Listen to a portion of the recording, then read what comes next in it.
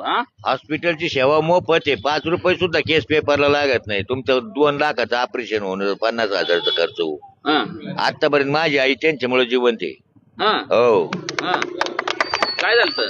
म्हणजे इथले राहुरीतले डॉक्टर सांगितलं होतं गॅरंटी नाही, पण आम्ही सांगत तुम्ही घाटात नाही किंवा लोणील नाही. आम्ही म्हणलं आम्ही लोणील नेतो. लोणील नेलं. 5 दिवस ICU मध्ये होती. 6व्या दिवशी सोडलं. व्यवस्थित आहे माझी आई. आज 85 वर्षाचं वय आहे. हा. हे विखे पाटील हे पुण्य आहे त्यांच्या मागे, विखे पाटलाच्या माग. हा.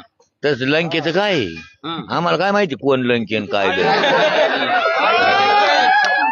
जिथं. आणि मोदी सरकार धर्माला धरून आहे. कोणाला पण ते म्हणला मुसलमान तुम्ही धान्य नाही तुम्हाला नाही म्हणला, म्हणणार बी नाही. सर्व धर्माला प्रेम देऊन जे माणूस करतो, शेवटी लोक भगवंताला देवाला शिवाय देतात. इतके वर काय जाऊन उभा राहिला आणि तितक्याच खाली कमून गेला. पायरी चढायची वेळ आली, खाली उतरायची वेळ आली. आता एवढं मोठं आपल्या घरात आपण कुटुंबात एक ज्येष्ठ आहे, श्रेष्ठ आहे, सगळ्यांच्या हिशोबाने श्रेष्ठ आहे. आपल्या वयाने आपण ज्येष्ठ आहे. सगळ्याला सांभाळून घ्यायचं म्हणजे यंदा साजरा यागळात लागतो, यंदा ही जर दुसरीच लागते. हे अवघडच आहे. काही गोष्टी सांभाळायच्या ते कमी जास्त होणारच आहे. काय पण तुम्हाला सांगतो, मोदी शिवाय पर्याय नाही या भारत राष्ट्राला तरी पर्याय नाही. आणि मग तुम्ही विखे पाटलाचं काम आम्हाला ढळढळ दिसते. आमच्या डोंगराजवळ इथं वेळत घाटात हॉस्पिटल आहे. इथं 40 किलोमीटरच्या आतमध्ये लोणीला आहे. आणि शाळेचे बी कामं त्यांचे आहेतच. रस्ते दिले आता प्रधानमंत्री सडक योजना. मग आता काय त्यांनी आम्हाला कपडे बी करावं का? धान्य हा दर महिन्याला फुकट तांदूळ लोक इकू राहिले सर्रांना.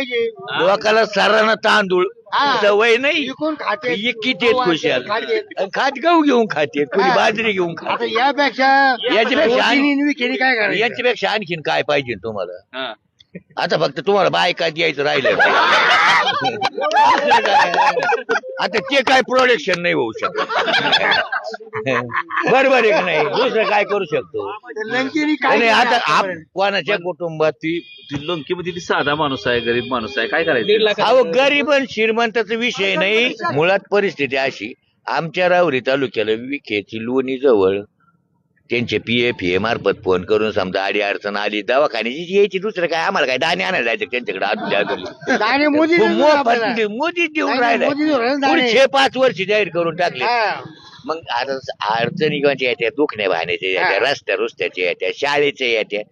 तेवढं सहकार्य जवळ आहे ना आम्हाला करायला घ्यायला. आणि मग काय कुठं लांब जायचं आणखीन यांना द्यायला. याच्यात जोर लागतो जगाय करता. कोणाच्या आशीर्वादात मी बी जगलो नाही भाऊ.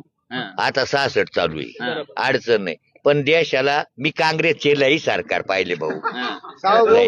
नाही लई पाहिले. मला आता किती वर्ष 66 म्हणजे माझं हे 7वं 8वं मतदान नक्कीच असं. पण मी कधीच काँग्रेसला मत नाही दिलं. त्याचं कारण काँग्रेस म्हणजे मुळात ही सगळ्यात श्रीमंतचीच लॉबी, साखर सम्राटाचीच लॉबी. इथं सर्वसाधारण माणसाला काय करत म्हणजे असं व्हॅल्यू किंमतच नाही. त्यांच्याकडे त्यांनी एवढे पैसे कमवले, त्याच्यामुळे त्यांनी पोरं असे जवान साठवून ठेवले, शिल्लक ठेवले. काय आमच्या तालुक्यात बी होते, अजूनही असतेच. मला नाही माहिती ते. मग आम्ही जर असं काही वेगळं तेगळं बोललो तर घर सापडून आमच्या घरी यायचं. आम्हाला जाते गेली कधी पहिले समजून जायची. याच्या पुढे काही बोलला तर मग आमची इतकं वाईट नाही. आवाज निघत नाही तर हाणायचं डायरेक्ट. अशी कार्यक्रम महत्वाचे. त्याच्यापेक्षा आपलं तुटक राहायचं. घॅसलेट पडलं तिकडं. आपल्याला मतदान करायचं त्या दिवशी कोणाला करायचं. आपण स्वातंत्र्य आहे ना भारताचं संविधान प्रमाणे. हे 10वी नापासचं शिक्षण आहे. मी बी बाबासाहेब आंबेडकर उली वाचलाय. काय नागरिक शास्त्र वाचलं, व्याख्या वाचल्या. मग